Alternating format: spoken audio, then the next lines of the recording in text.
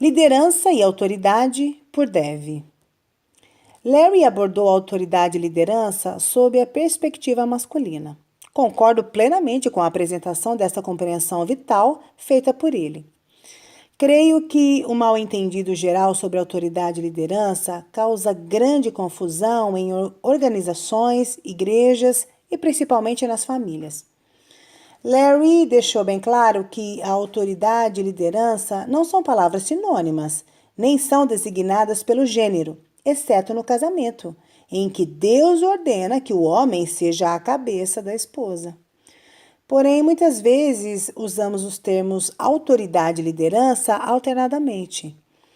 E o uso relapso desses dois princípios importantes, mas diferentes, confunde os papéis e as reações dos envolvidos. Talvez eu possa ajudar a esclarecer e dar mais detalhes. Autoridade. A autoridade é delegada.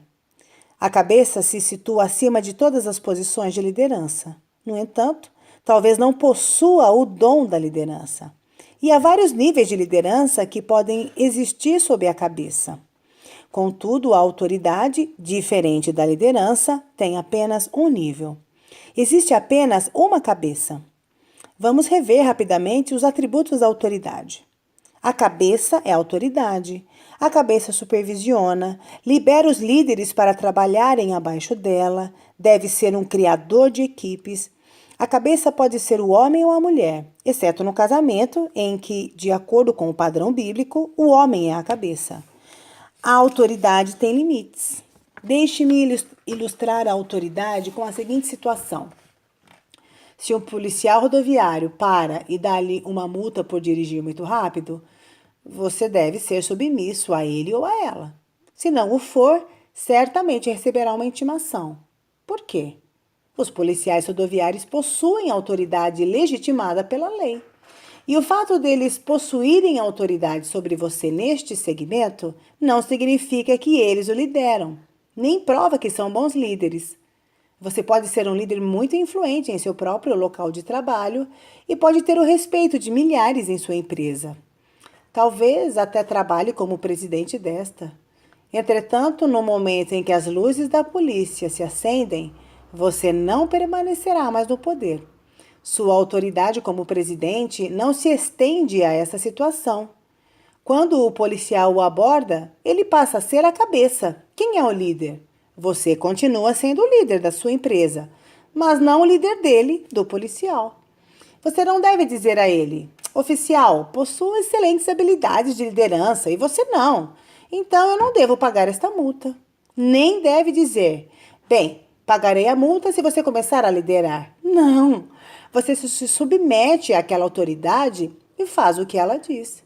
Depois que ela se for, você permanece em seu papel anterior. Você pode voltar à sua função de presidente da empresa e continuar liderando e dirigindo quem for seu funcionário.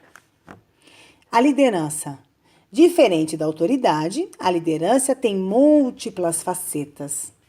A liderança tem vários estilos, a liderança pode ser aprendida, a liderança surge naturalmente para uns e com esforço para outros, dependendo da personalidade.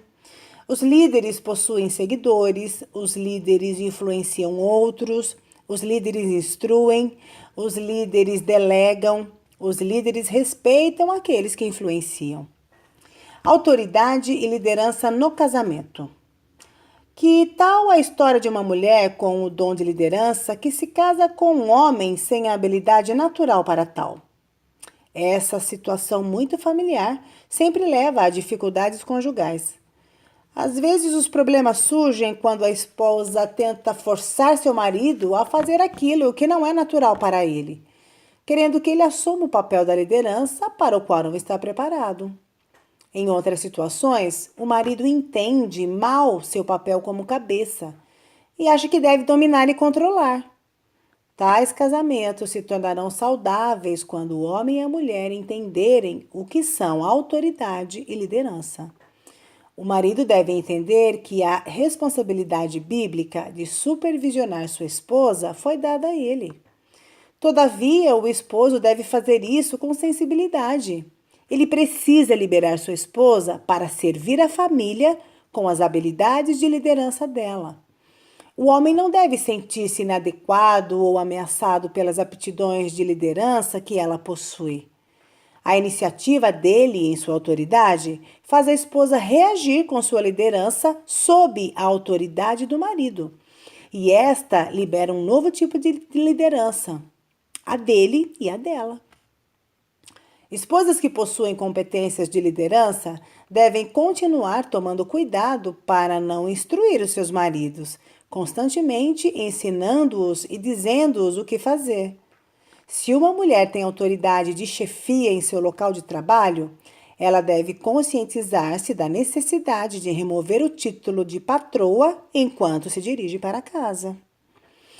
Ela deve entrar em casa com uma atitude de serva e usar suas habilidades de liderança para orientar os seus filhos com responsabilidade, mas ela não pode agir de maneira igual com o seu marido.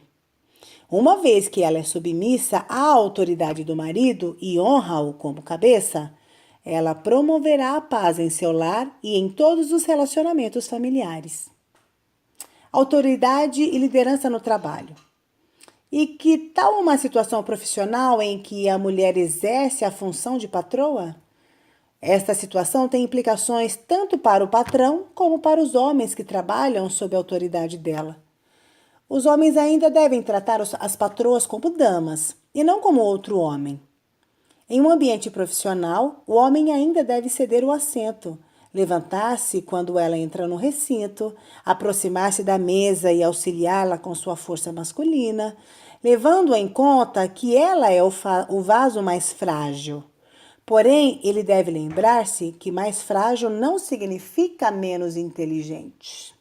Da mesma forma, as mulheres com autoridade de liderança devem relacionar-se com os homens que trabalham sob sua autoridade com boas maneiras, conduta graciosa, comportamento respeitoso e delicada feminina.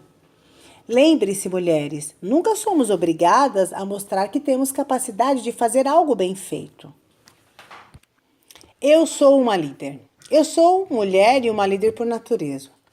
Minha mãe conta a história de que, quando eu era pequena e estava no jardim da infância, certa tarde, enquanto estávamos no recreio, persuadi meus coleguinhas a formarem 3 filas. Sob meu comando, uma fila terminava no balanço, outra terminava na gangorra e a outra terminava nas barras. Novamente, sob meu comando, cada grupo trocava de posição. Surpreendentemente, as crianças faziam o que eu dizia que fizessem. Lembre-se, líderes têm seguidores. Eu já tinha seguidores aos 5 anos. Quem me fez dessa forma? Deus. E ele também me fez mulher? Lógico. Então, está certo se eu liderar? Sim. No entanto, por eu ser uma mulher e entender a autoridade, eu preciso honrar e respeitar os homens, mesmo que eu tenha autoridade sobre eles. E a submissão? Não entenda mal minha posição neste capítulo. Não estou abordando este tópico para defender-me como líder, nem estou tentando tirar o crédito da importância da submissão. Afinal, esta continua sendo importante no casamento, em relacionamentos empresariais e em qualquer outra área. Entendo perfeitamente que o princípio de autoridade e sua função com o relacionamento certo em relação à autoridade fornece algo essencial para o bom caráter. A autoridade apropriada não é somente bíblica, mas é também liberada à vida daqueles que escolhem ser submissos. Discutiremos sobre submissão de forma mais profunda no próximo capítulo. Andando no Espírito. As instruções de Paulo aos Gálatas fornecem discernimento sobre este assunto. Digo, porém, andai em espírito e não cumprireis a concupiscência da carne. Gálatas 5,16. Mas o fruto do Espírito é amor, alegria, paz, longanimidade, benignidade, bondade, fidelidade, mansidão, domínio próprio. Gálatas 5, 22 e 23. Nenhum líder, seja homem ou mulher, deve relacionar-se com outra pessoa de maneira condescendente ou arrogante. As boas maneiras, a gentileza e a bondade devem sempre prevalecer. Seja a cabeça, o líder ou ambos, lembre-se de considerar os outros mais importantes que você. Dessa forma, quando os líderes viverem juntos, duplicarão as bênçãos.